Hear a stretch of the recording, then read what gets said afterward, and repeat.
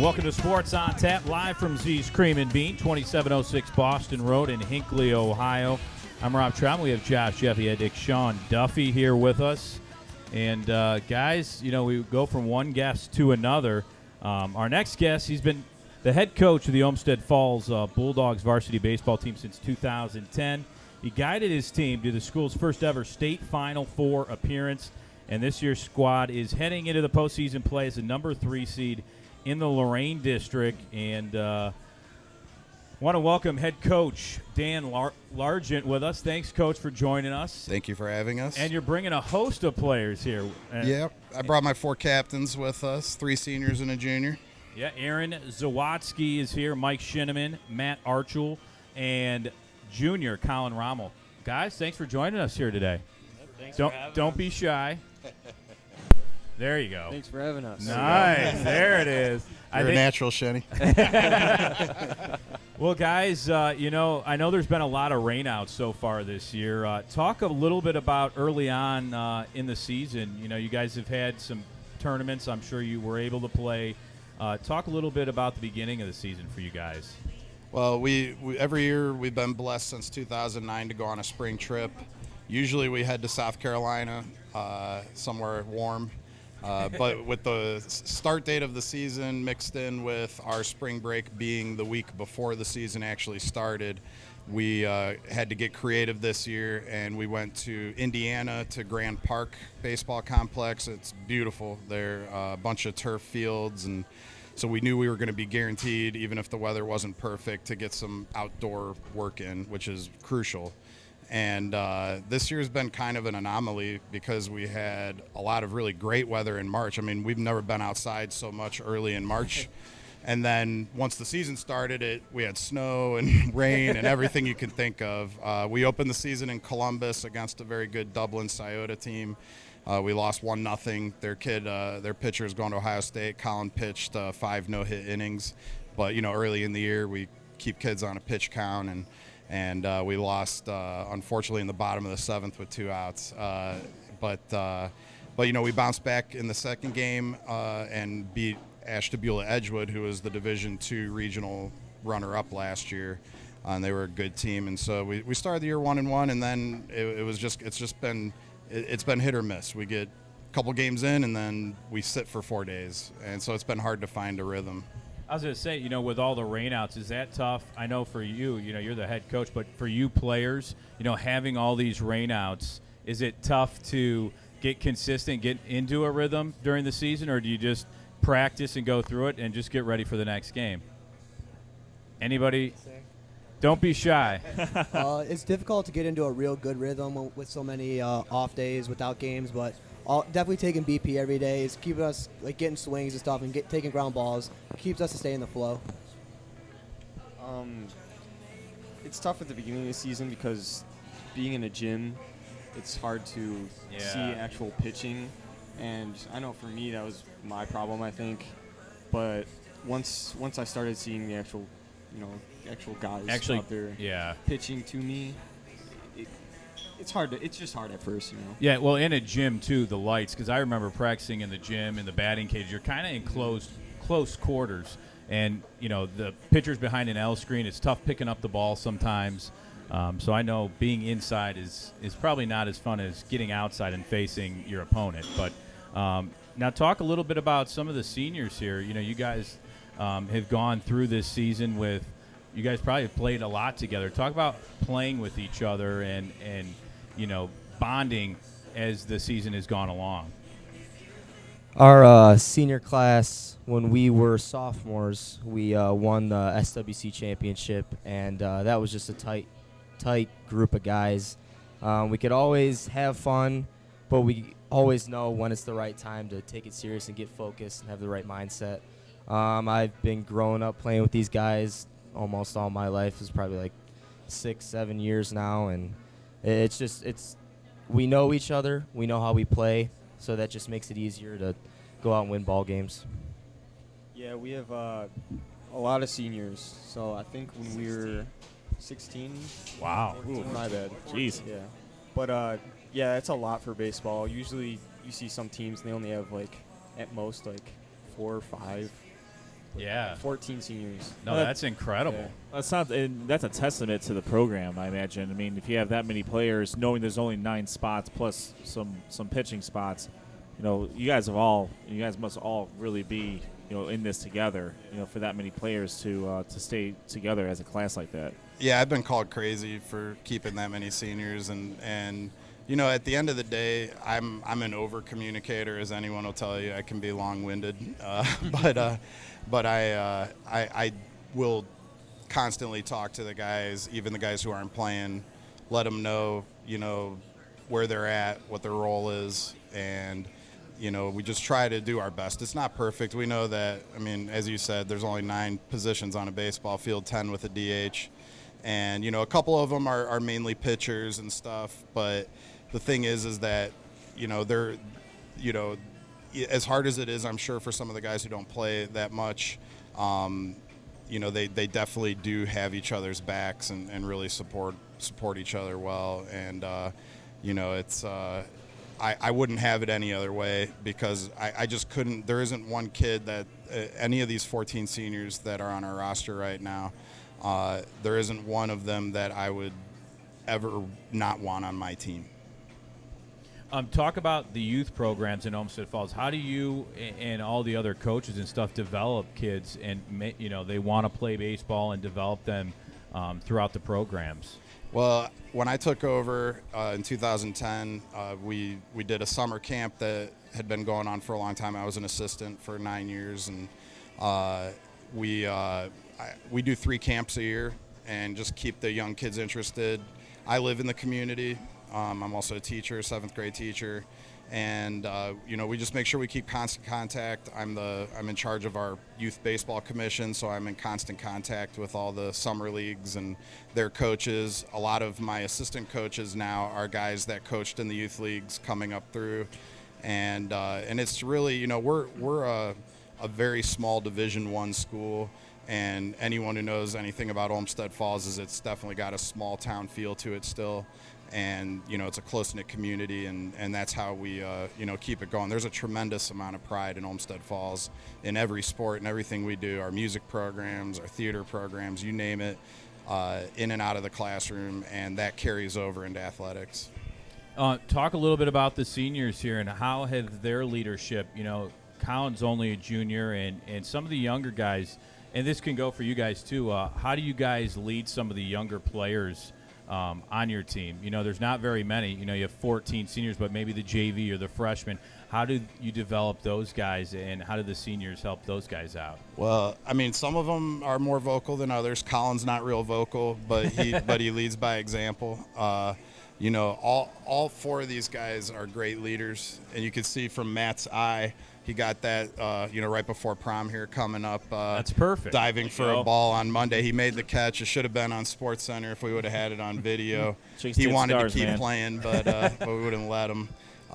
We do a lot of things where we have Adopt a Freshman Day in the weight room, where the seniors and juniors, the varsity guys, adopt a freshman in the beginning of the year and work out with them and teach them, the right way to work out. Cool. We do a lot of things like that, but I'll let them elaborate on it more. So leadership is really important to a program, any sports program, and right away when you're a leader, you want to, that trickle-down effect. Right. You want to make an impression on the underclassmen. So it starts with the off-season, when we have maybe like Thursday mornings we'd come in at 6 a.m.? Yeah, we'd work out at 6 a.m. We call it the Breakfast Club.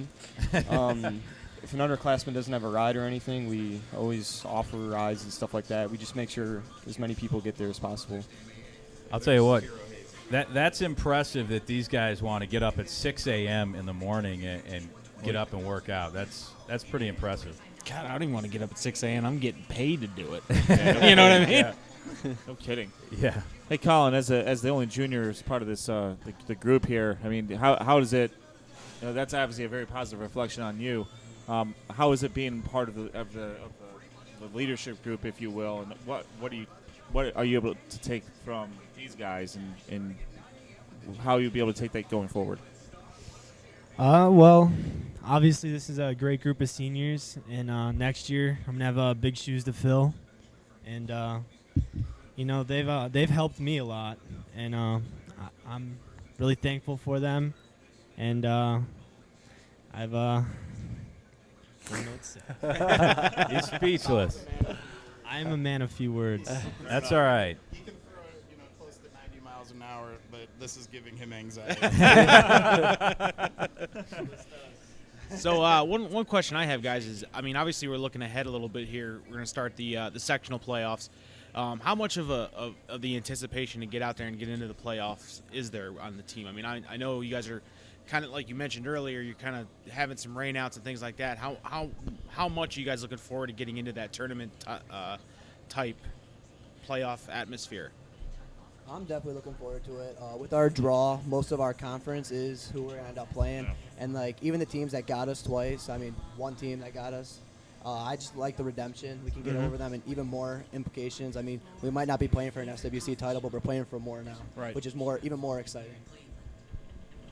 Playoff baseball is always the best baseball. The atmosphere is great, especially last year.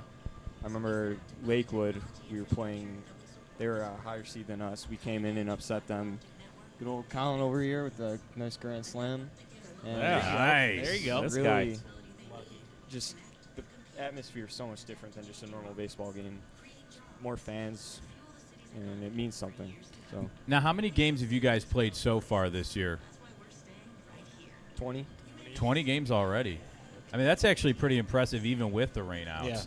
Because I know usually when we played, I think we played 30 games, and we made it to regionals the 1 year versus Ignatius. I went to Brunswick, and it was 25-5 was our record. So we only played 30 games, but that was a host of rainouts like usual. I know you guys had the chance to play at Progressive Field this year, and a little nice win versus St. Edward at Progressive Field. Talk a little bit about your experience there. I think tonight was supposed to be at the Avon Crusher Stadium, was it not? Or It was, and then it was supposed to be at Crushers, but then the Crushers had to move their season up a week, so it was going to be at Avon Middle School. So. Gotcha. How was playing at Progressive Field, though, against a big name like, St. Ed's? Yeah, for all you guys. Yeah. It was just such a great experience that, just being in the park that you grew up watching pros play, that, by the end of the game, it was just such a great experience. I didn't even realize we were winning. And, at the end of the game, to be able to say we beat Eds is great, but not even realizing it because of the atmosphere and being at Progressive Field, I just thought it was such a great experience. I wasn't anticipating any of it. Were you guys even born when Progressive Field opened? Jesus.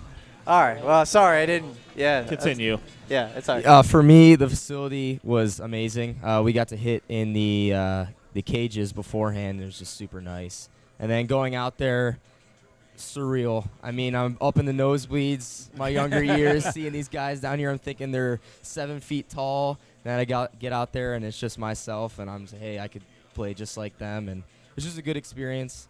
Love playing baseball and just being out there under the lights. It's crazy. The best part about that night was that everyone on our team got to play. It was a great team that's win. cool. 22 players played. Wow. That's We awesome. Still won. So And what was it? What was the final? Was it 2-0? 2-0. Wow. Shutout. Colin, how'd you feel? And you can only say, you can say one word if that's all. if that's all you want to say. It's all right. Awesome. Well, I was Okay. fortunate enough to pitch there, and it was awesome. You pitched a shutout. Oh no, I pitched the Oh. first 2 innings. Oh, okay. We had Okay. a staff day. We threw Wow. 4 pitchers, 5 pitchers, and we came together and we shut them out. That's That's unbelievable. How was it to pitch from the mound on Progressive Field? Was it perfect and everything that the pros pitch on? I was a little nervous in the first inning because I'm just standing right in the center of the diamond, and it's just huge stands around me. It was a great moment, but I was definitely really nervous. Were you more nervous to pitch on the mound or talk to us here today? Probably both. Yes. All right. Wow. That's We're good for as us. That's intimidating just as Progressive Field. Yeah. Oh yeah, these are the worst. It's not very often that that you guys have the opportunity to play on such a great field like that. We've I don't know if we've had an opportunity to play on a pro field. I have to not. that effect. No. I'm not going to count this turf at Canton McKinley for the Pro Football Hall of Fame since it's turf. It's whatever. It's turf. But I played on the Buckeyes field. can't go. Yeah. So, I mean, That was back when it was AstroTurf though. It sucked. It's almost Oh, like okay. a pro Yeah. field, right? Yeah, exactly. I mean, Double in time. when you're watching these games and you watch them on TV, you just see how perfect the grass and how the dirt is, and then you get to play on that surface yourself. I mean, were all the bounces just like were they all perfect, or was it like how's that? What's the difference between playing there and playing at home? We'll do outfield first. Yeah. Him play outfield. You center field. I'm left field. But when I first stepped on the grass, it felt fake to me because of how Definitely. nice it was. And until I realized, like, this is real grass. And whenever we were hitting fly balls, like, before the game, it was just bouncing, just perfect bounces. The grounds crew does a nice job, for sure. Now, was the depth perception a little off? It was hard to get used to? I mean, because usually you have the fence backstop and you can see behind it. Now you're just seeing green seats and concrete. Is that a little different than normal? It is a little different, but I don't know about you. When we were warming up together, actually playing catch, and we thought about the lights may come into play. I mean, we never had to deal with anything like that. We played on Lakewood, but those are so much lower. But for me, when I got out there, it's just like a regular baseball coming at me. It's just adrenaline rush. I got to make this play. So Yeah. I didn't really see that much of a difference from center. Yeah. A lot more room to make them out. Oh, yeah, for sure.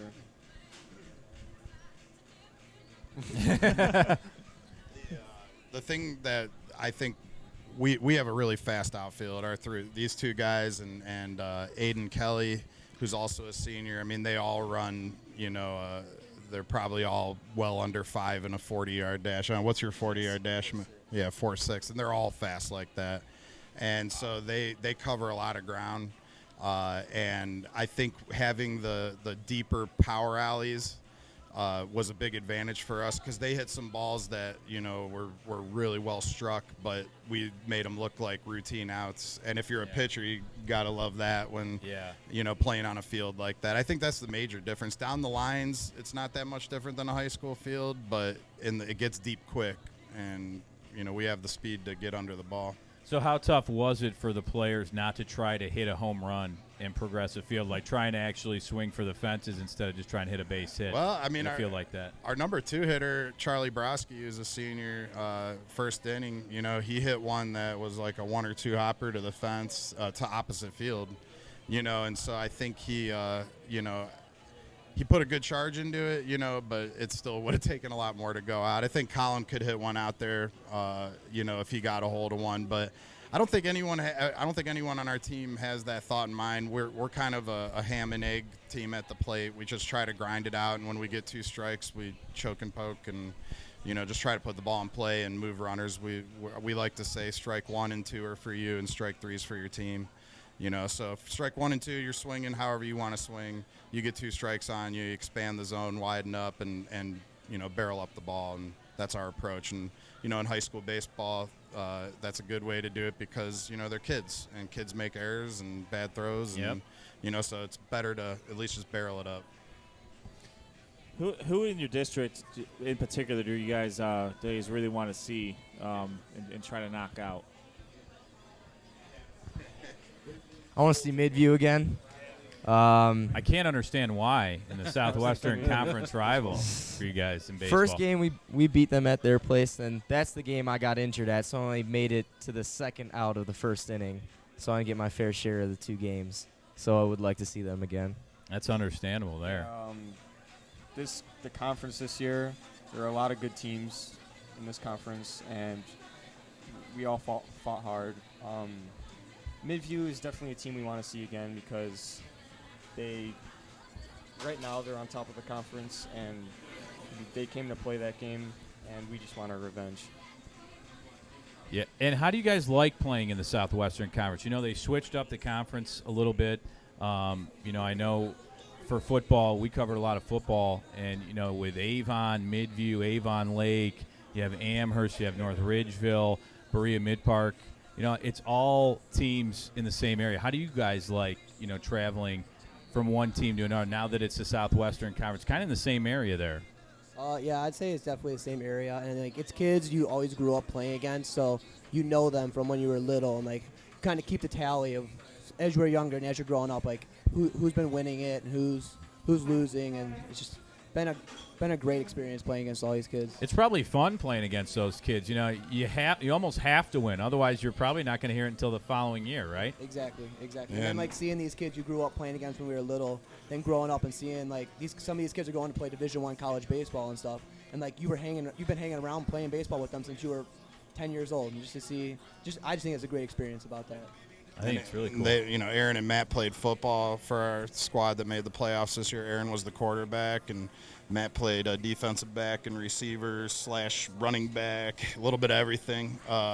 And so they've got to do it in a couple different sports, and it's been fun watching them as a coach, progress through and get to see we have I feel that our conference doesn't get enough credit in baseball and probably in every sport. Right now the first place team in our conference has 3 conference losses, or 4 conference losses, and we have 6, and we're in second or something like that. And there's another team with 4 conference losses. And on paper, our record's 13-7.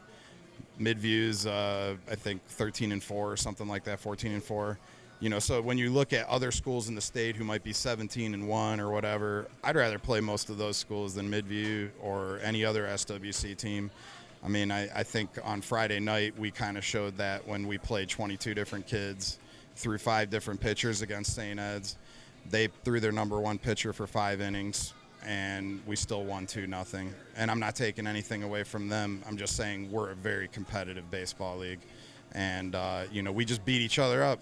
And that's why every year you see at least 2 SWC teams make a run. This year, with the way the districts are set up, it's a little harder to do that because there's only one that can really make it out. So, yeah, and you're right. The football season was the same way. You guys have so many conference teams because you guys have a 10-team conference. And you guys play every team twice. In baseball, yeah, we have 18 conference games. Holy cow! Unreal. We still have 3 to play. Unreal. And the tournament starts next week. Now, the weather's played a big part of that, but of course. Going into the playoffs now, who did you guys, we talked a little bit about you guys at Progressive Field. What's a guy from maybe the Indians or in Major League Baseball that you guys looked up to or kind of wanted to be like, growing up? And then what do you guys, the seniors, you guys are going off to college. Where are you guys going, and what are you guys looking to do? Okay, well, first off with the Indians, I know it's a little before my time, but Omar Vizquel, I looked up to him. I wear number 13 because I loved Omar. Hey, there's video on Omar. He can watch video. When I was about 10 is when he was towards the end of it, so I loved watching him growing up and just seeing him out there playing shortstop. I play shortstop. I just try to resemble myself a lot like him, the way he hangs himself. I think that's definitely cool. That's very cool. He's an unbelievable player.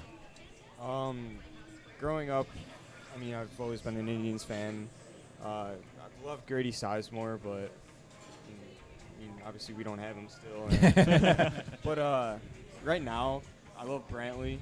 I play left field, and I just like looking up to him. He's a great player. He has a smooth bat. Definitely a game changer. And I'm going to Mercyhurst University. I plan on majoring in intelligence studies, and I'm looking forward to that. Very cool. Well, congratulations. Thank you. I was also a Grady fan. I'm a guy with speed, so I like to look at people on the base paths, and really any top outfielder, I just love watching their play, seeing if I could do that in the game. Obviously, I tried. I didn't really work out, but I'll be attending Bowling Green State University. All right. There it is. There we go. Majoring in business administration with a specialization in supply chain management. Very nice. Good major. You'll Very enjoy good BG. major. Yeah, I'm going to John Carroll. to Okay. continue playing baseball, and I'm going to study exercise science. Very So I cool. thought of going into physical therapy. That's Nice. very good. Colin, Yeah. do you know where you're going already? Yeah, I've early committed to Kent State University. Nice. To play baseball. What was wrong with Bowling Green? Congratulations. You couldn't go to Bowling Green? I know the pitching coach at BG. Yeah. We could set something up if there's still potential. When was the last time BG We got made Just ins, kidding. man. He could be a When- Falcon by When tomorrow. was the last time BG made to the I College like World Series? Kent. I'm very happy with where I'm going. There's Ken- a first time for no, everything, Ed. I agree. Kent State is a great place. And actually, we talked to a player that played at Kent State, and I'm trying to remember his name. He played with the Rangers. and he went to Kent at the event. Yeah, at the Team Strongsville event. He played at Strongsville High School, and Yeah. I believe. Yeah. And, I mean, he was a great interview, talked a lot about pitching. We're really good at this radio stuff. I swear to God, I just can't remember his name. Anthony Gallus, he's with the Indians right now. He's with the Clippers. No, the guy we talked, he played for the Rangers, but No, he's just making reference to the Kent State guy who played. Yeah. Okay. He was a pitcher on You want to end this train wreck now, Rob? That's all right. We'll remember it after the keep show. Going? Yeah.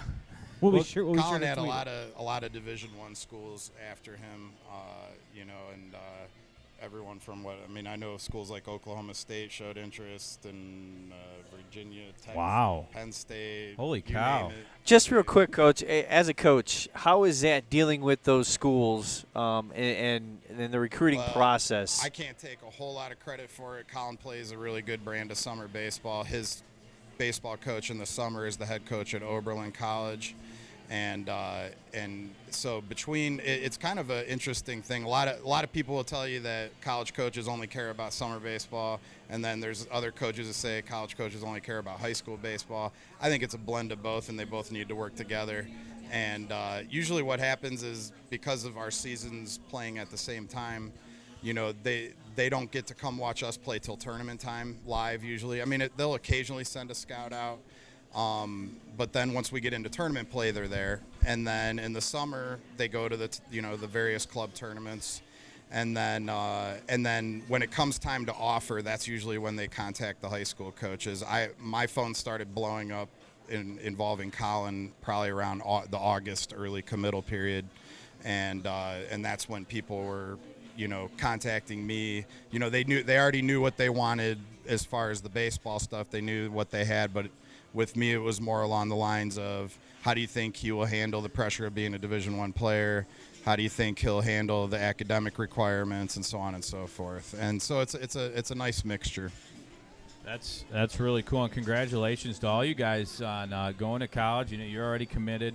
And, Coach, we appreciate all of you guys coming in. Good luck the rest of the year. Good luck in the tournament. Yeah. Thank you. Maybe we'll have you back after the year. Hopefully we'll be talking about a great season. That's right. There it is, yeah. All right. Thanks, guys. Thank you, guys. The name Appreciate is it. Ryan Borez, Rob. That's it. Thank you for looking that up. Ryan Boris was the name. I want to thank the Olmsted Falls varsity baseball coach, Dan Largent, and the captains, seniors, Aaron Zawadzki, Mike Sheneman, Matt Archual, and Junior Collin Romel. Want to thank them for joining us on Sports on Tap. We're live from Z's Cream and Bean in Hinckley, Ohio. We're coming back right after this.